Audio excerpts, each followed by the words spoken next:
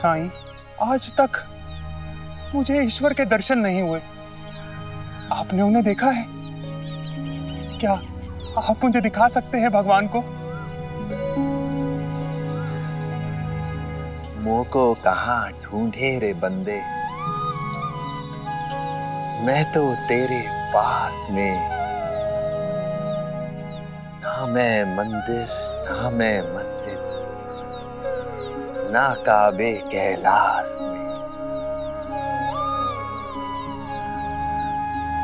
मैं तो ईश्वर को अभी देख सकता हूं। तुम्हारे अंदर, तुम्हारी भक्ति में, तुम्हारी मासूमियत में, वो हम सब में है। तुम्हें सिर्फ ये जानना है कि उसे कैसे देख सकते हैं। उसे देखने का तरीका क्या है? लेकिन साईं, मैं उन्हें वैसे ही देखना चाहता हूं जैसे कि इस समय मैं आपको देख रहा हूं, साक्षात। क्या आप मुझे दिखा सकते हैं?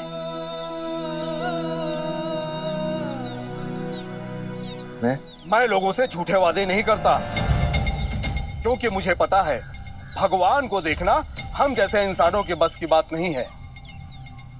लेकिन तुम्हारे पास नैतिकता नाम की चीज नहीं है, इसीलिए तुम कहोगे कि तुम ईश्वर को दिखा सकते हो।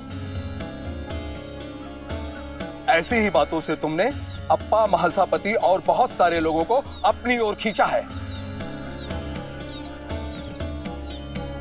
जैसे अभी अभी तुमने मेरे वर्षों के शिष्य दामोदर को।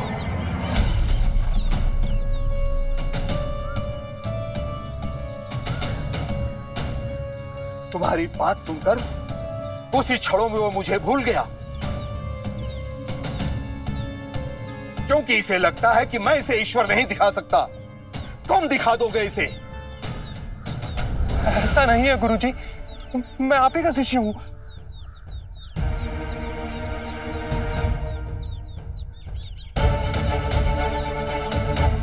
गुरुजी, गुरुजी,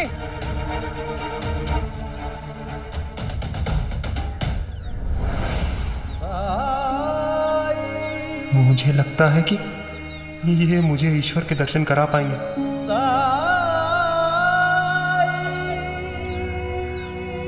अल्लाह मालिक।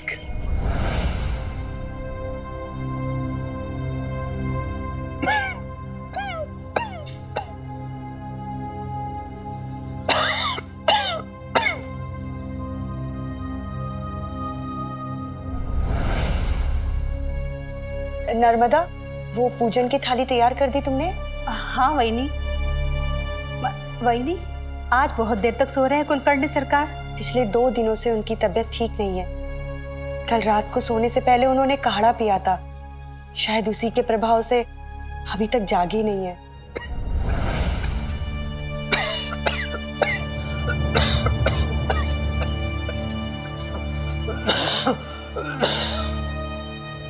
वहीनी, कुलकर्णी सरकार का मानना है कि धूनी की राख सेहत के लिए हानिकारक है और एक दिन उससे किसी न किसी को कुछ हो जाएगा, और उससे तो लोगों को लाभ हो रहा है।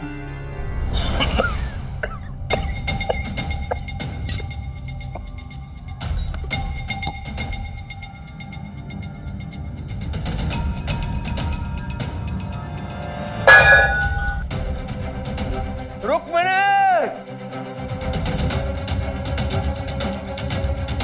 रुक्मिणी,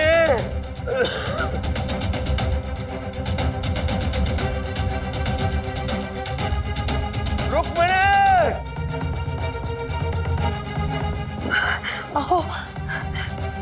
इतनी देर से कहां से सुनाई नहीं देता तुम्हें? कहां पे हो? कहां ध्यान? जाओ, जाकर औषधि वाले कमरे में दवाई की पेटी के पास काढ़ा रखा है, लेकर आओ, जल्दी जाओ।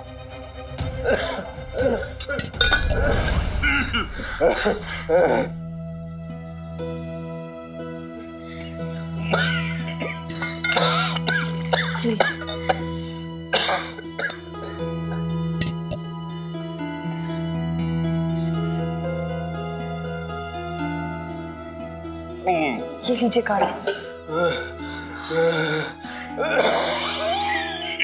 ये काढ़ा पी लीजिए।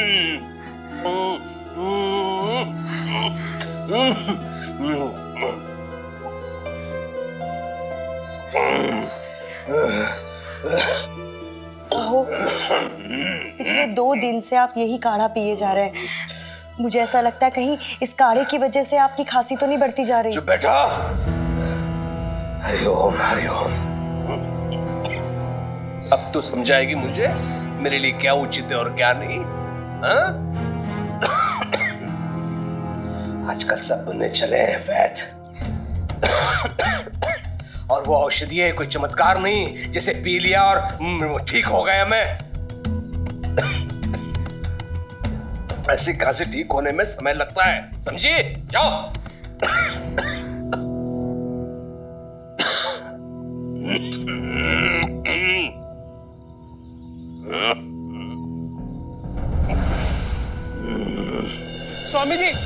स्वामी जी रुक जाइए। स्वामी जी, स्वामी जी, स्वामी जी मुझे ऐसे छोड़कर मत जाइए। स्वामी जी, स्वामी जी मेरी बात तो सुनिए।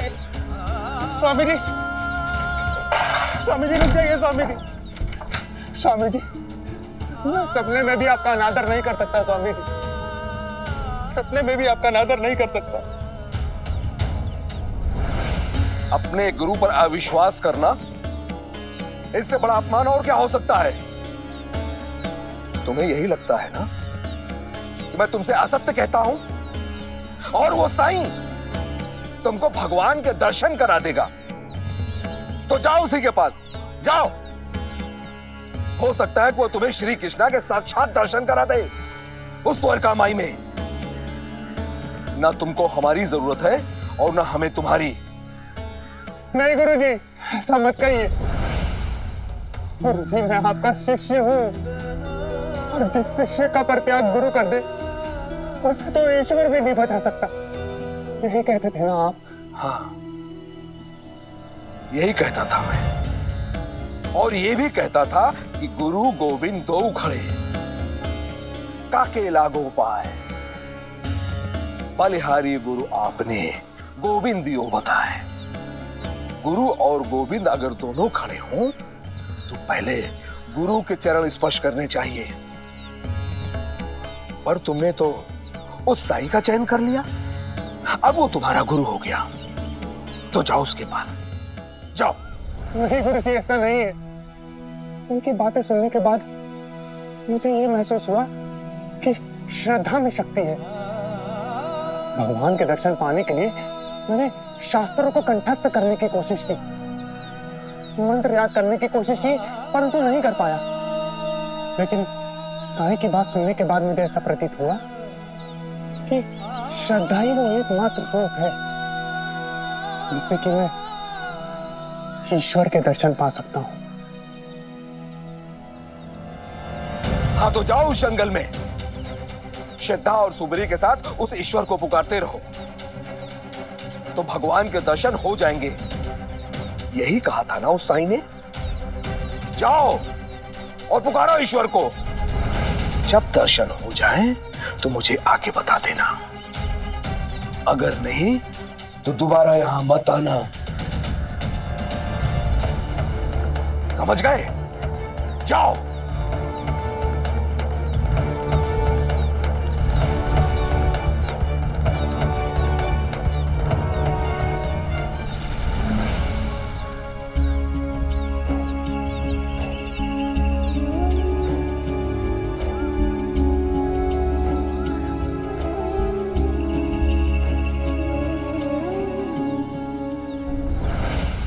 मैंने चारों धामों की यात्रा की, हिमालय की गुफाओं में ध्यान लगाया, लेकिन कभी भी मुझे ईश्वर की मौजूदगी का एहसास नहीं हुआ।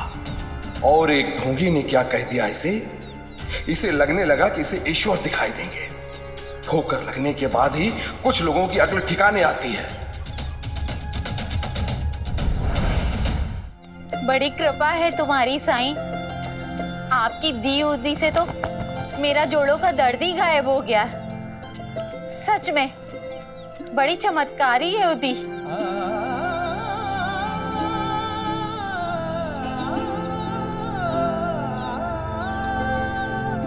तुमने उपचार में विश्वास किया।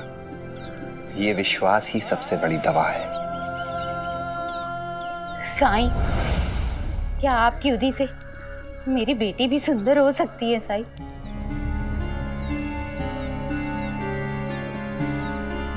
साईं, हमने इसके लिए बहुत लड़के देखे, किसी लड़के ने भी इसे देख के हाँ नहीं की।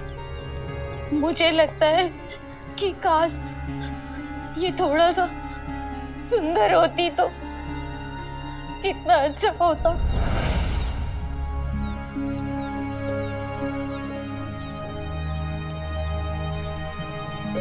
इधर आओ।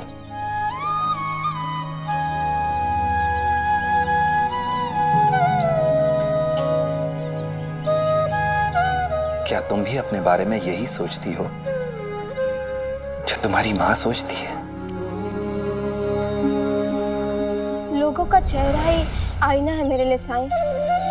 उनके चेहरे पर साफ लिखा होता है कि मैं कैसी दिखती हूँ। मेरा सुंदर ना होना मुझसे ज्यादा मेरे आई बाबा की चिंता बन गई है साईं। क्या तुम्हारे अंदर कोई ऐसा गुण है जिससे तुम्हारे आई बाबा को खुशी मिलती हो? है ना, मैं अपने भाई बहनों में पढ़ाई में सबसे तेज हूँ।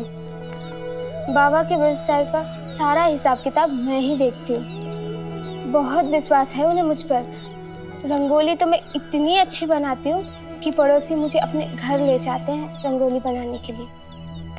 पहले दर्शनधारी फिर गुण विचारी। गुण कौन देखता है साईं? सब रूप देखते हैं। गुण ना भी होता तो अच्छा था। अगर ईश्वर ने इसको रूप दे दिया होता तो कितना अच्छा होता। तुमने तोते और कौवे की कहानी सुनी है? जब ईश्वर ने सृष्टि की रचना की थी तो उसने सबको एक समान बनाया था। पशु पक्षी सब एक जैसे दिखते थे। तोते और कौवे का रूप एक जैसा ही था। एक दिन तोता और कौवा भगवान के पास गए। तोते ने भगवान से कहा कि मैं सुंदर दिखना चाहता हूं। पर कौवे ने कहा कि अगर आपने मुझे काला बनाया है तो जरूर इसके पीछे कोई कारण होगा। मैं आपके निर्णय का सम्मान करता हूं। भगवान ने तोते की बात मान ली। उसे सुंदर हरा रंग, लाल चोंच, गोल चमकीली आंखें, सुंदर गोल लंबी गर्दन और मीठी आवाज देकर उसे खूबसूरत बना दिया। फिर क्या हुआ साईं?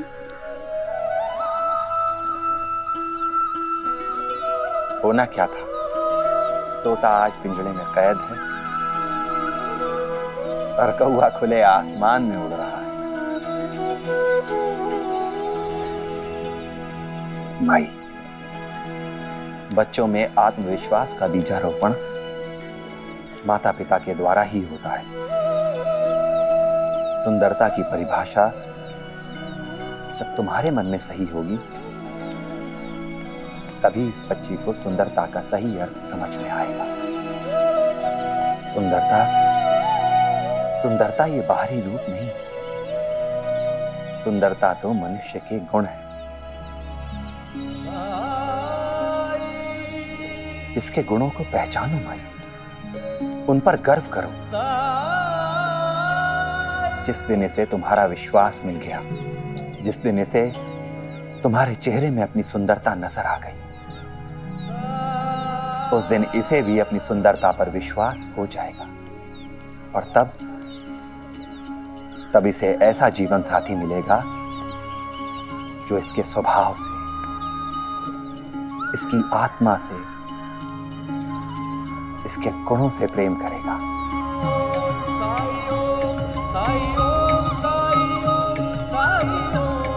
और वही अच्छा और सच्चा जीवन साथी होगा। राम जी भला करे।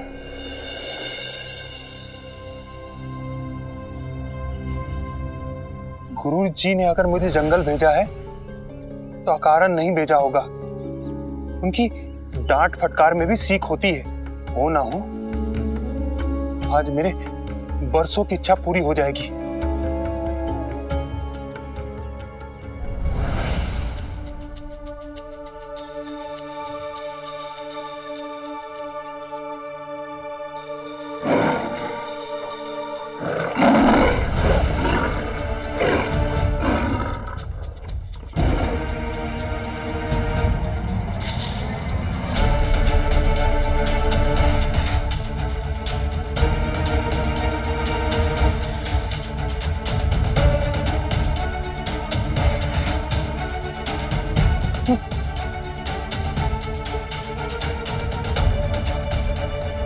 राही ने कहा था कण कण में भगवान है।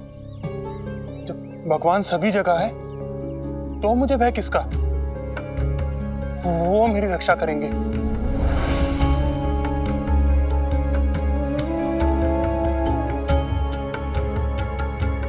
मुझे दर्शन दो भगवान, दर्शन दो मुझे दर्शन दो भगवान, दर्शन दो मुझे दर्शन दो भगवान, मुझे दर्शन दो भगवान। चिंता मत करो भामा, हम सब मिलकर ना सब ठीक कर देंगे। हाँ, शुरू करते हैं। अध्यापक जी, आप चिंता मत कीजिए, हम सब बच्चे मिलकर विद्यालय को पहले जैसा बनाएंगे।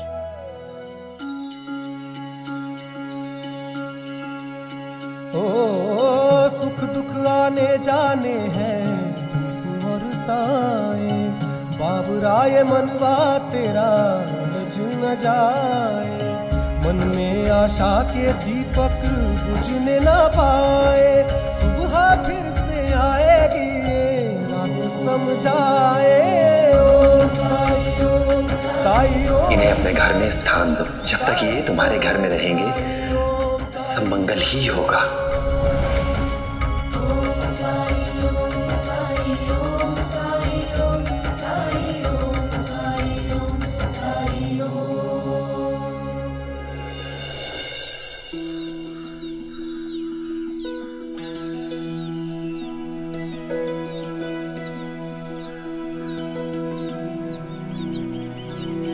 गुरुजी, हमने अपना काम पूरा कर लिया। श्यामा, अब ये विद्यालय किसी की दया का मोहताज नहीं है। किसी का एकाधिकार नहीं है इस पर। अब ना कोई इसे तोड़ सकता है, ना बंद कर सकता है, और ना ही कोई तुम्हें यहां से निकाल सकता है।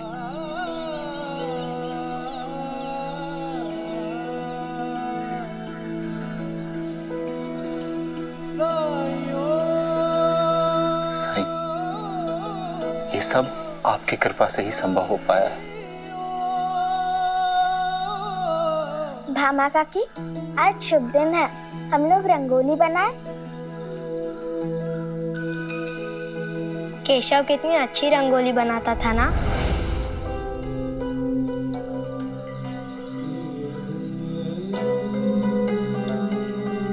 मुझे उसके बारे में सोचकर बहुत बुरा लगता है। वो ना ही हमारे साथ खेलता है और ना ही हमारे साथ पढ़ता है।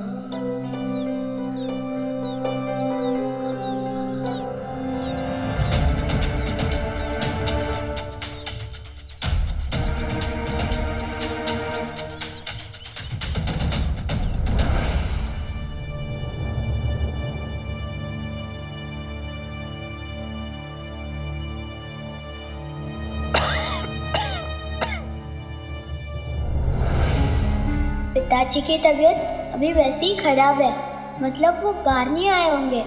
उन्हें पता नहीं चला होगा कि मैं बाहर गया था।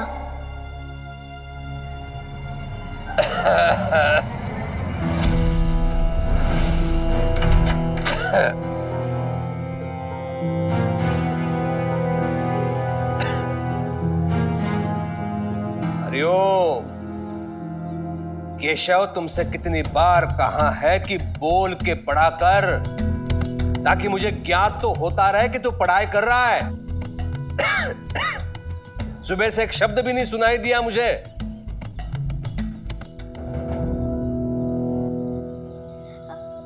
अब से बोलकर पढ़ूंगा पिताजी।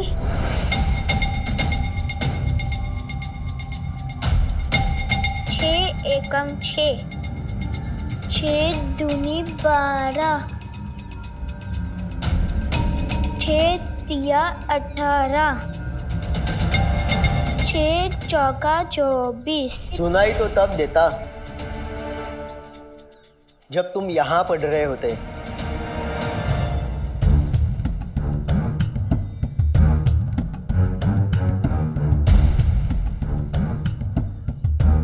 तुम तो बाहर थे ना, पाठशाला के पास?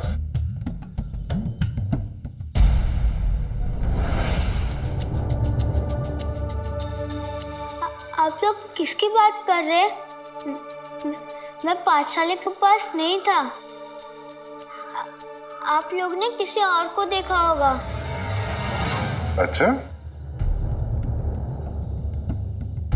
ठीक है अंता जी, हम सरकार के पास ही जाते हैं, वही हमारा संदेह दूर कर देंगे। दूध का दूध और पानी का पानी करना उन्हें अच्छी तरह से आता है। चलिए चलिए। नहीं नहीं, आप ऐसा मत करिए। तो सच बताओ, तुम पाठशाला गए थे या नहीं? क्या हुआ केशव?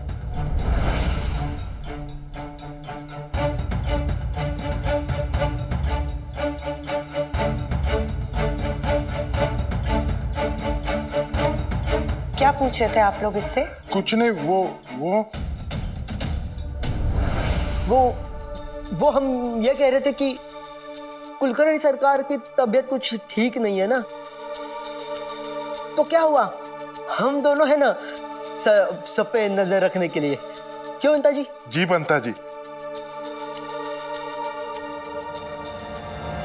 तो गांव में जाइए ना, यहाँ कोई जरूरत नहीं है आप लोगों की।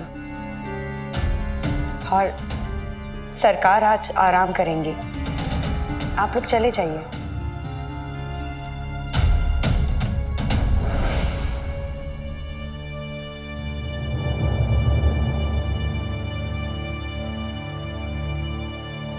डरा रहे थे वो लोग तुम्हें?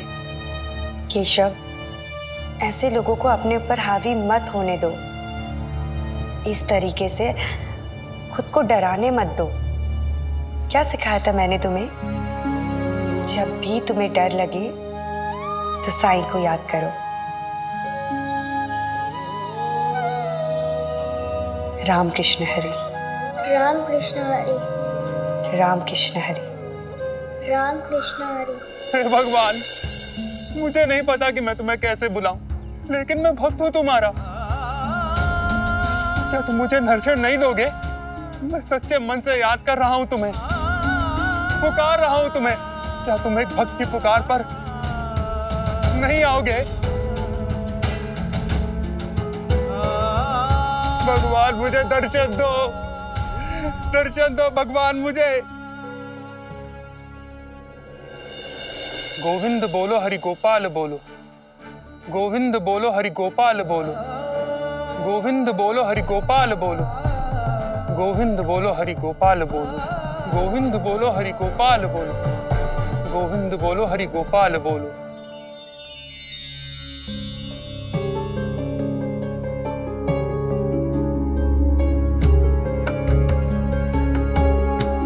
ये रोशनी कैसी?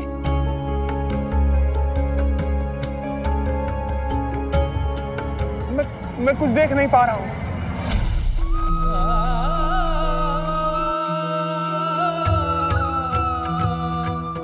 क्या ये तुम्हारा प्रकाश है प्रभु? मैं तुम्हें देखना चाहता हूं भगवान।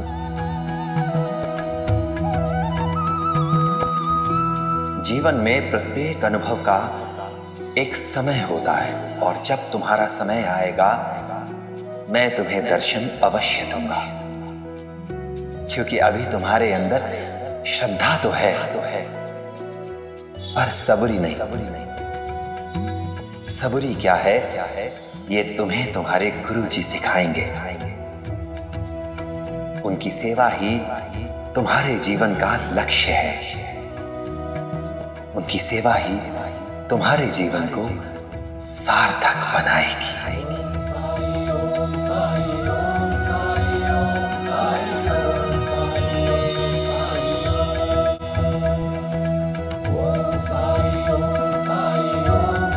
साईं? क्या वो साईं थे? लेकिन वो आवाज तो उस रोशनी से आ रही थी। तो क्या वो भगवान की आवाज थी?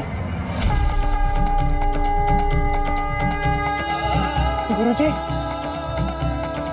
गुरुजी, मुझे मिल गए वो गुरुजी। मैंने उन्हें ढूंढ लिया। मैंने उन्हें ढूंढ लिया गुरुजी। मैंने उन्हें ढूंढ लिया। मैंने उन्हें ढूंढ लिया गुरुजी। यह आप ही के कारण संभव हुआ है गुरुजी। आप ही ने मुझे जंगल भेजा था। तो अब तुम झूठ बोलना भी सीख गए हैं? भगवान ने तुमसे बातें की? मैंने उस प्रकाश में साईं को भी देखा था। साईं?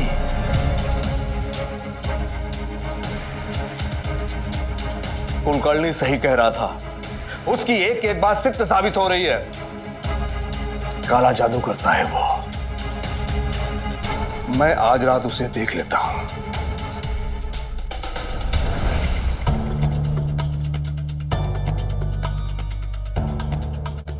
उस आवाज ने मुझसे कहा था कि मुझे अपने गुरुजी की सेवा करनी है, उनसे सबूरी सीखनी है। लेकिन ये तो मुझसे गुस्सा होकर चले गए। क्या ऐसा हो सकता है कि जो मैंने देखा वो साईं का रचा हुआ भ्रम था? नहीं, ये कैसे संभव है? मैंने अपनी आंखों से वो रोशनी देखी, मैंने अपने कानों से वो आवाज सुनी। किस पर यकीन करूं? साईं पे, खुद पे, या फिर गुरुजी पे?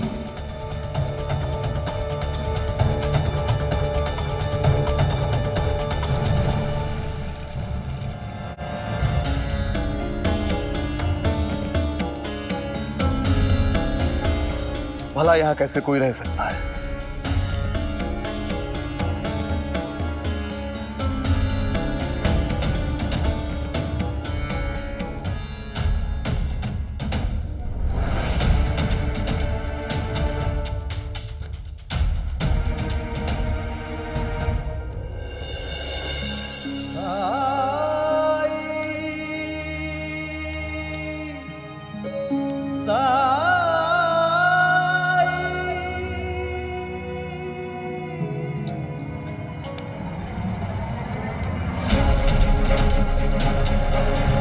अहंकार, अहंकार।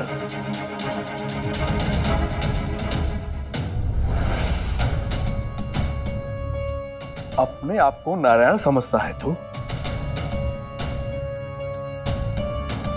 अपनी सीमा में रहो तुम। तुमने मेरे सारे भक्तों को छीन लिया है। अब तुम मेरे उस शिष्य को छीनना चाहते हो जिसको मैंने दीक्षा दी है। तुम्हारी दुष्टता देखकर तरस आ रहा है मुझे तुम पर। हैरानी हो रही तुम्हारी नादानी पर। देखो, देखो तुम, जिस पर तुमने अपना पैर रखा है वो कोई साधारण फूल नहीं है। कमल है वो, कमल। विष्णु भगवान का सबसे प्रिय फूल।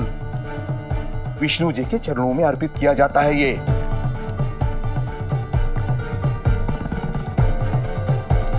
क्या तुम्हारे पास इतनी भी समझ नहीं है?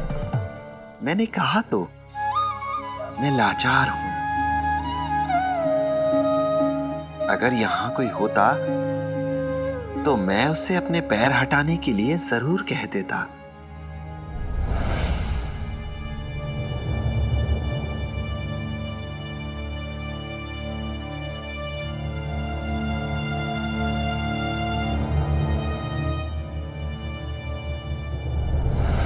ये धर्मी खुद तो हटाने से रहा, और मैं अपनी आंखों से अधर्म होते नहीं देख सकता। विष्णु मेरे आराध्य हैं।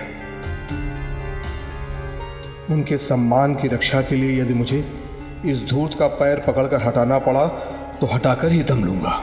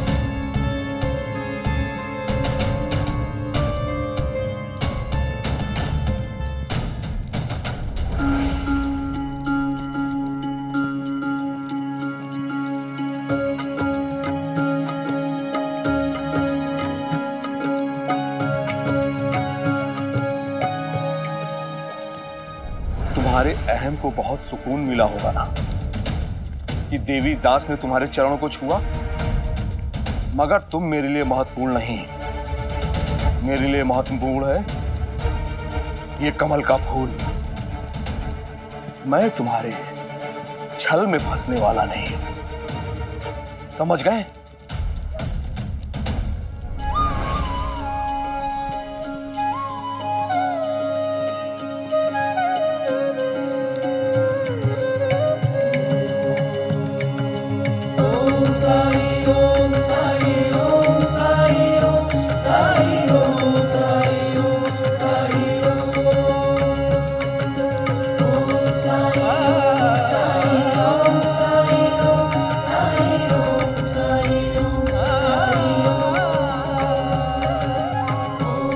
तो कमल नहीं था, यहाँ कैसे कमल आ गया?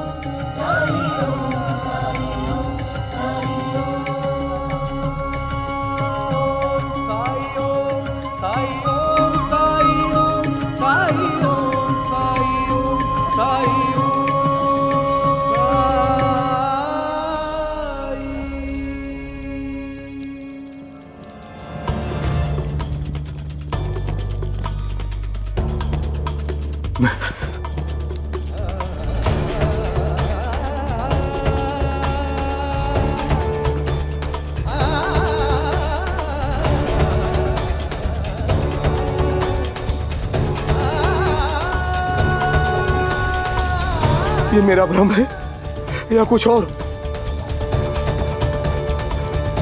कुलकर्णी सही कह रहा था कि ये मायावी है। मैं इसके माया के जाल में फंसने वाला नहीं हूं। वो दामोदर फंस सकता है।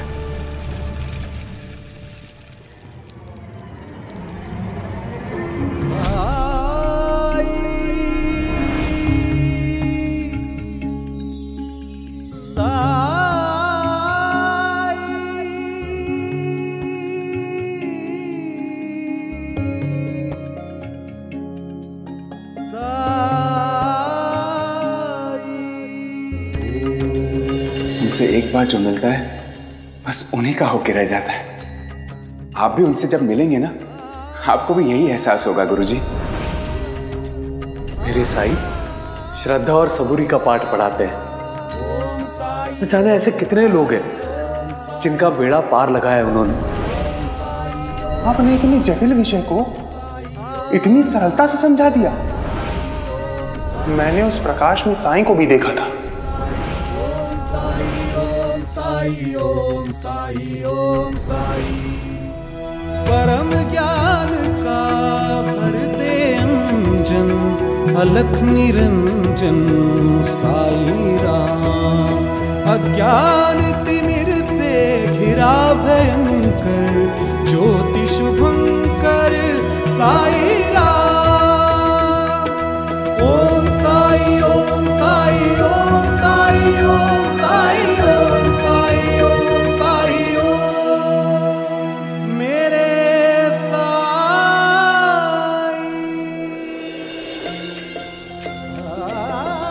हे प्रभु,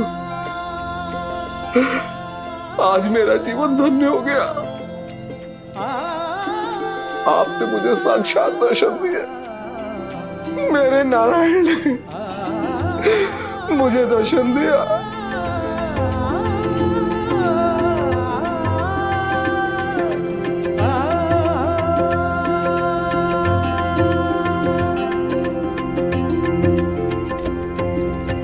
हे प्रभु, मैंने आपकी पूजा सच्चे हृदय से की है।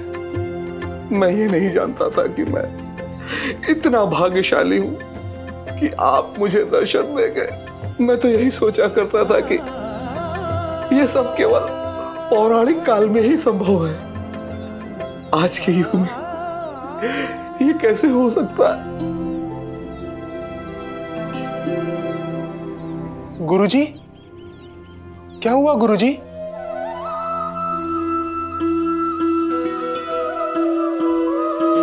साईं ने हमें स्वयं में विष्णु भगवान का दर्शन कराया। क्या छवि थी उनकी, संदेह कर रहा था। साईं के माध्यम से मुझे विष्णु भगवान के दर्शन हो गए, अब साईं के लिए भी कुछ करने का समय आ गया है। एक सज्जन साधु भला उस खंडार में कैसे रह सकता है? ऐसे दिव्य पुरुष का तो शिरडी में सम्मान करना चाहिए। मेरे शिरडी में साईं जैसे पुण्य आत्मा पर ये फटे पुराने कपड़े शोभा नहीं देते। उसके लिए तो एक भव्य सा मठ होना चाहिए। उसको मैं बनवाऊंगा। अब मैं साईं को दिखाऊंगा कि सेवा क्या होती है और भक्ति क्या होती है।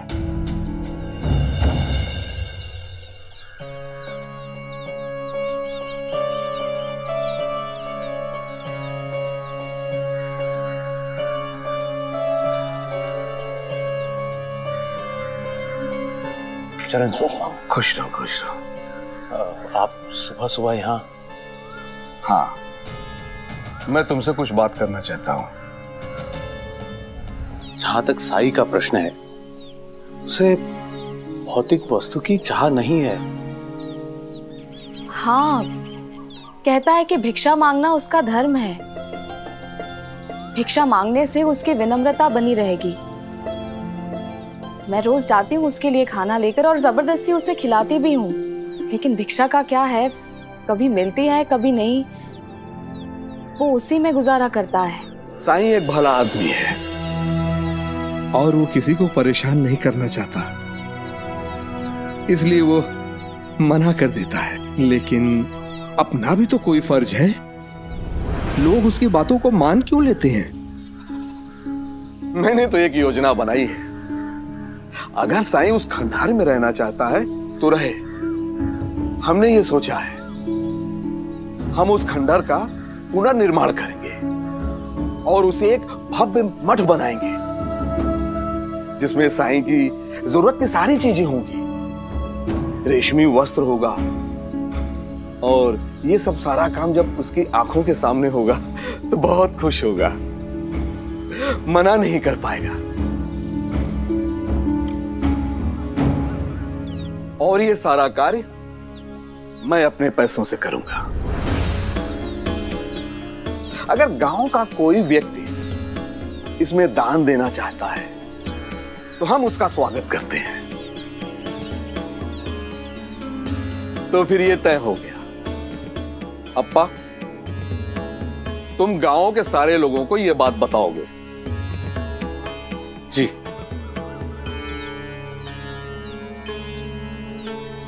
खुश रहिए।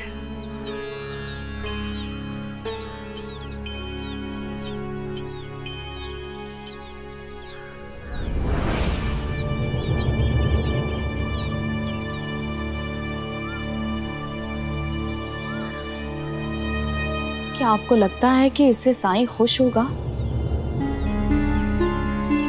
आप मेरा उत्तर तो जानती है ना। और देवीदास जी ने कहा है तो गांव वालों को तो बताना पड़ेगा।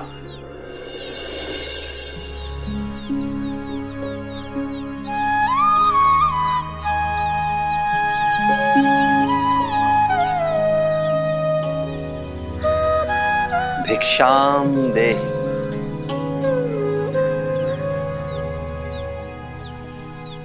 साई, ये मेरी पत्नी है कांता, और मैं चाहता हूं कि आज यही आपको भिक्षा दे। कांता, आशीर्वाद लो साई से।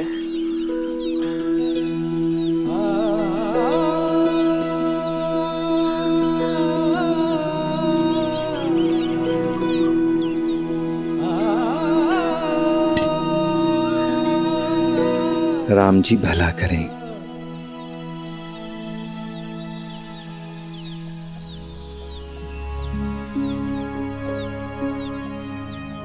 तुम्हें तो आशीर्वाद की कोई आवश्यकता ही नहीं, क्योंकि तुम तो पहले से ही बहुत खुश हो। हाँ साई, जब से मेरी शादी हुई है मेरा पूरा जीवन ही बदल गया। ससुराल वालों ने मुझे बहुत सारा धन दिया है। मैं तो आपके पास आता था साई, अपना दुखना रोता था। मेरी आर्थिक स्थिति तो आप जानते ही थे, दुकान नहीं चलती थी कुछ काम नहीं होते थे। लेकिन साई, जब से मेरी शादी हुई है मेरा जीवन सुधर गया। ससुर जी ने मुझे धन दिया, जमीन दी, सोने के सिक्के दिए और हर वो जरूरत का सामान दिया जिसकी मुझे जरूरत थी। मेरा जीवन पूरी तरह से बदल गया साई। आखिरकार लक्ष्मी जी ने मुझ पर अपनी कृपा कर ही दी साई। लक्ष्मी का निवास वहां नहीं होता जहां धन होता है, बल्कि लक्ष्मी जी का निवास वहां होता है जहां दया हो, धर्म हो, शांति हो। और तुम्हारी पत्नी इन सब गुणों के साथ आई है। तुम्हारे घर की लक्ष्मी तो यही है, इसी के आने से बरकत हुई है। जिस धन की तुम बात कर रहे हो वो भौतिक धन तो आता जाता रहता है, लेकिन ये धन स्थायी है। धन के जाने से लक्ष्मी जी कभी नहीं जाती। लेकिन जिस घर में कलह हो, अशांति हो, द्वेष हो, अधर्म हो, उस घर में लक्ष्मी का वास निश्चित रूप से कभी नहीं होता है। धन अर्जित करने से ज्यादा जरूरी है धन की सही परिभाषा समझना। असली धन क्या है ये जान लेना। असली धन वो है जो इंसान के पास से सारी जमा पूंजी, सारा धन संपत्ति, जमीन जायदाद सब चले जाने के बाद भी व्यक्ति के मन को शांति दे दे। अपने जीवन के इस असली धन को पहचानो।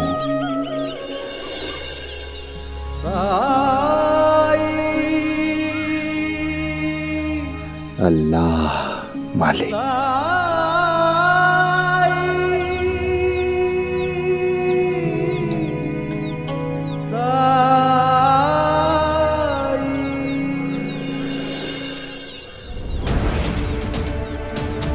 सरकार, देवीदास जी ने कहा कि जिस खंडर में वो बैरागी रहता है उसका निर्माण करवाएंगे, उसे भव्य महल में बदल देंगे।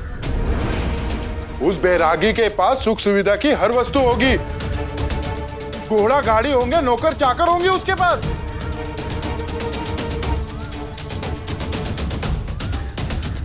देवीदास!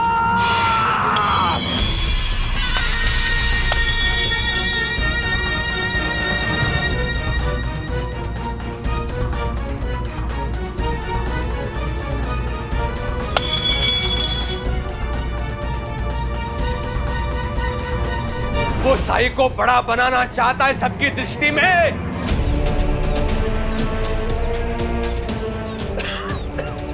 जो सुख सुविधाएं मुझे थी वो उस साई को देना चाहता है।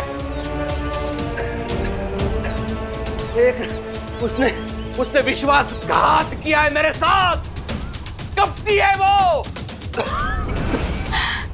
मेरे पीठ में छूना खोपा है उसने। काढ़ा ला मेरा काढ़ा। सरकार,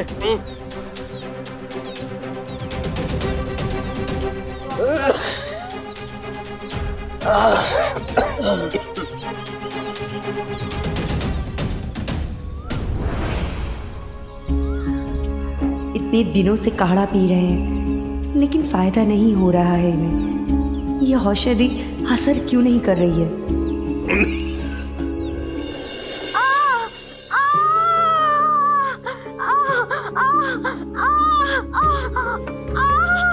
आप घबराओ नहीं, भाई साहब का अभी ताइमा को लेकर आती हूँ।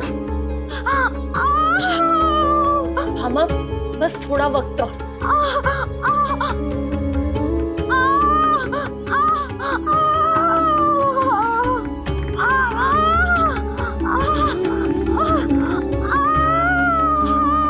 आप सब लोग बाहर जाइए। हाँ।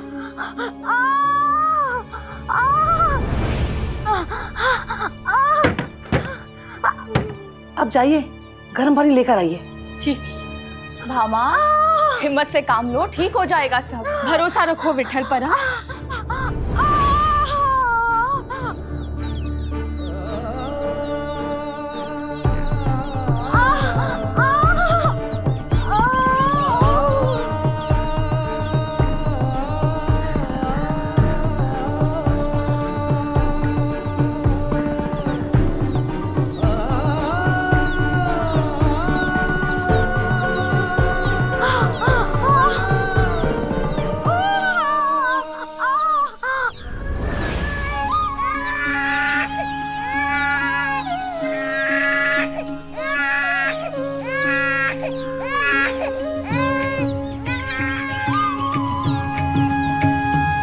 बधाई हो, बेटा हुआ है।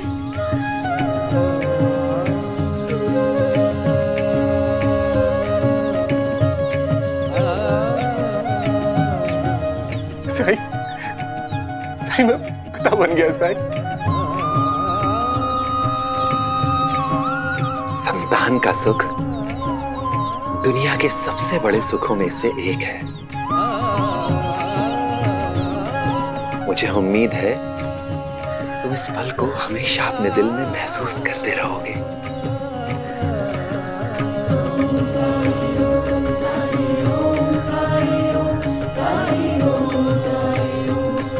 भाईसामा, बधाई,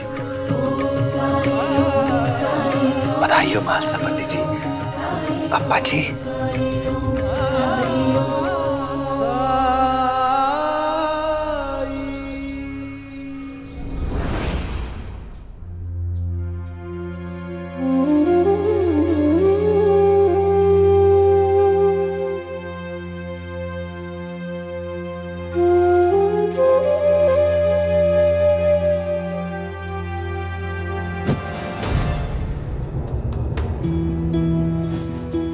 धीरे धीरे उठने की कोशिश कीजिए, कोशिश कीजिए,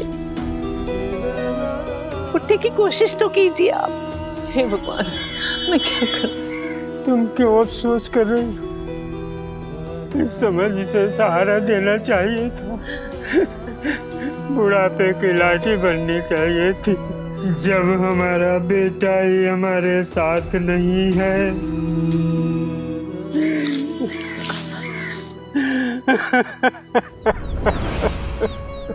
देखिए, जो तुम्हारी श्रद्धा हो, कोई जोर जबरदस्ती नहीं है। जो तुम्हारी इच्छा करे, साईं के लिए जो दान देना चाहते हैं वो कभी भी यहां आके मुझे दान दे सकते हैं। खुश रहिए।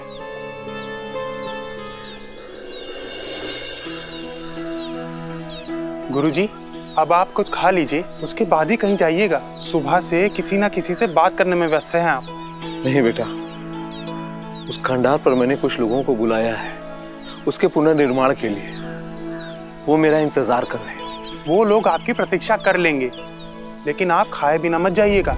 तू मेरा शिष्य है या अभिभावक? जब मैं 13 साल का था तभी मैं अपने घर वालों से अलग हो गया और तब से यही मेरा घर है। और अब आप मुझे अपना शिष्य समझ लीजिए, अपनी संतान समझ लीजिए, या फिर अभिभावक या माता पिता, लेकिन मेरे लिए तो अब सब कुछ आप ही हैं। ठीक है, ठीक है, इतना भावुक मत कर मुझे। जाला, थोड़ा सा खा लेता हूँ, क्योंकि वो लोग वहां मेरा इंतजार कर रहे हैं। अभी लाता हूँ गुरुजी।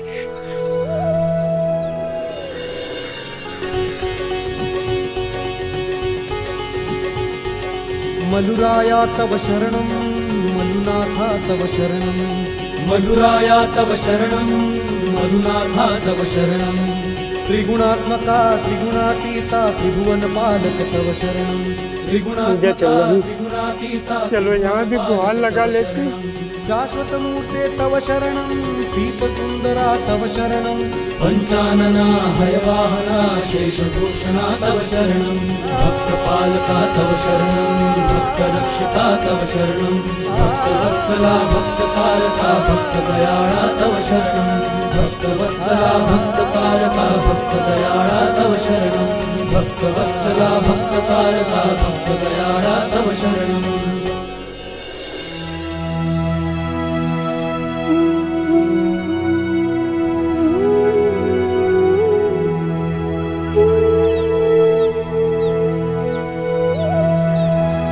आरती लीजिए। आप लोग इस गांव के तो नहीं लग रहे। दर्शन के लिए शनि शिंगणापुर जा रहे हैं। आप बहुत अच्छे समय पर आए। आरती लीजिए।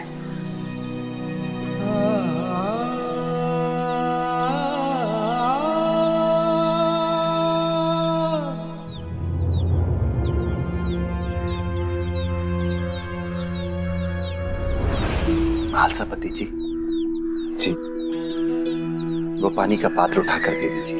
जी।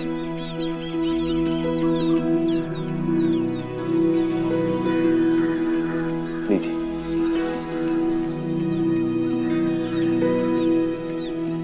आप यहाँ सीढ़ी पर बैठ जाएं। मैं आपके पैर धुला देता हूँ, आराम मिलेगा।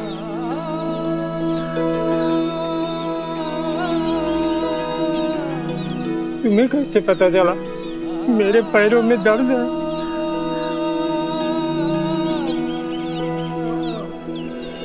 अल्लाह मालिक।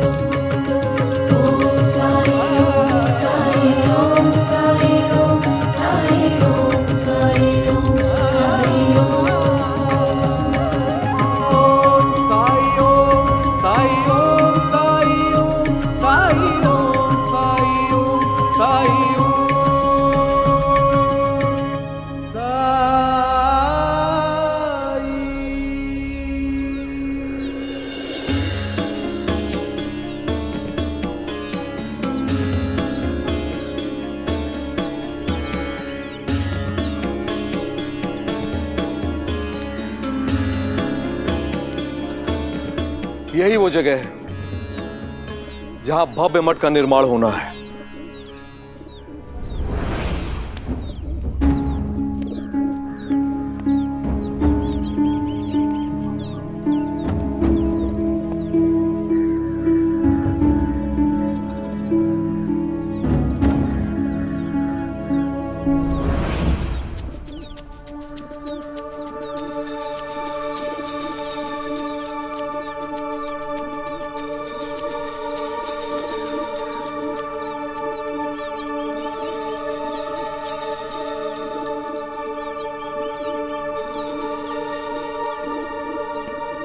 ये क्या कर रहे हैं ये लोग?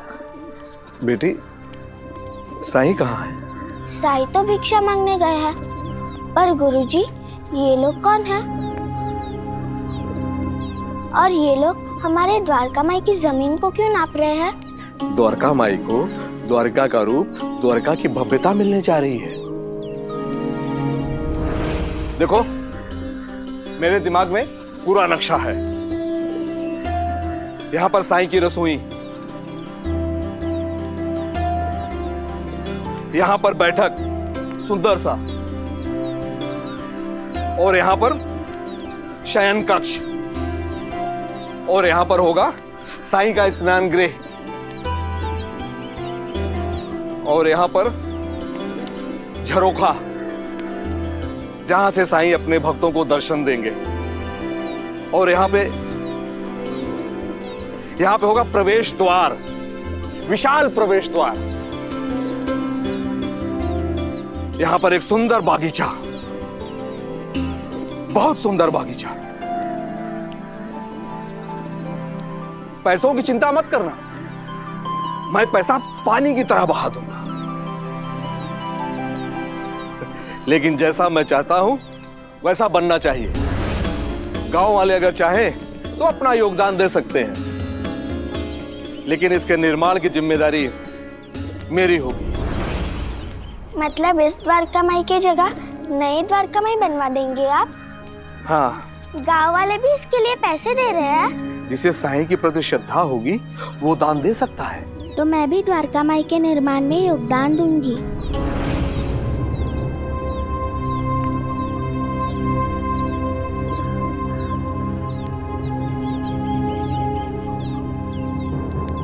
मुस्कुरा रहे हैं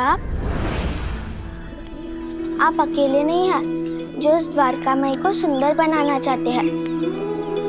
कितने दिनों से हम इसकी देखभाल कर रहे हैं। वो जो दीवारें हैं उस पे तरह तरह के चित्रे हम बच्चों ने बनाए हैं। ये पेड़ पौधे और वो साफ सफाई हम सब बच्चों ने ही की है। ठीक है,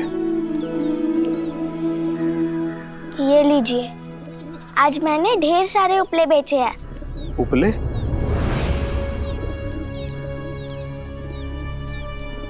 ठीक है ठीक है, इसको तुम अपने पास रख लो, मिठाई खा लेना। मुझे मिठाई की चाह नहीं है, मेरी चाह है कि मेरे साई की द्वारकामयी संसार में सबसे सुंदर जगह बन जाए। आपको इन सबको पेशगी देनी होगी। पेशगी से काम जल्दी हो जाता है। गांव वाले लोग मुझे भी पेशगी ही देते हैं उपले बनाने के लिए। बेटी, ये रकम बहुत छोटी है, ये हमारे किसी काम की नहीं है। जब मुझे इसकी आवश्यकता होगी तब मैं तुमसे मांग लूंगा। इसे तुम अपने पास रख लो।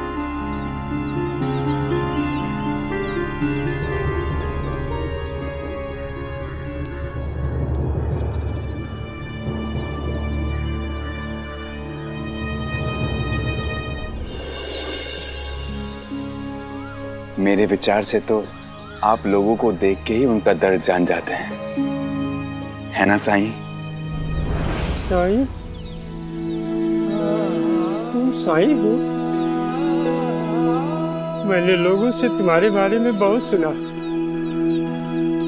तुम लोगों को स्वस्थ करते हो, मुसीबत के मारों की मदद करते हो। अल्लाह, इनसे कहिए ना, शायद भगवान ने हमें यहाँ इसीलिए भेजा कि साईं से मुलाकात हो जाए। माई, क्या आप किसी संकट में हैं? कोई समस्या है आपको?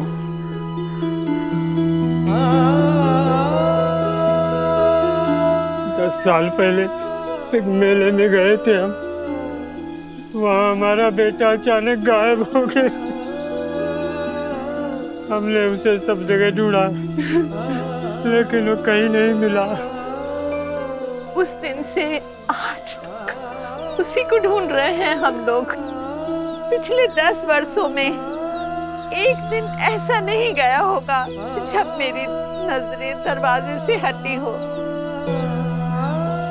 बहुत मन्नत मांगी, तब जाके शादी के 12 साल बाद उसका जन्म हुआ और हमने उसे खो दिया।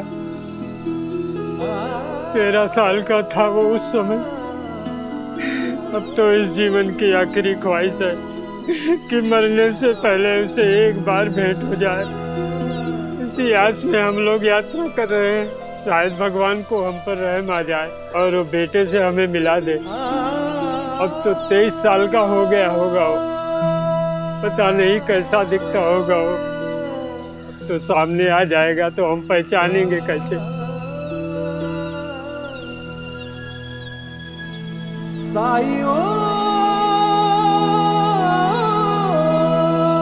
इसके आंखों से आंसू का दरिया रुकता ही नहीं। मुझे तो डर है कहीं रो रो कर अंधी न हो जाए। भाई, भगवान ने चाहा तो तुम्हारा बेटा बहुत जल्द मिल जाएगा। सच साईं, सच बोल रहे हो? बोलो ना साईं, कब मिलेगा? बोलो साईं। जहां 10 साल इंतजार किया है, भगवान पर विश्वास बनाए रखा है, बस कुछ दिन सब्र और कर लो। ओम साई ओम साई ओम साई ओम साई ओम साई ओम साई ओम। ऐसे और भी मजेदार वीडियो के लिए हमारे चैनल को लाइक, शेयर और सब्सक्राइब करें।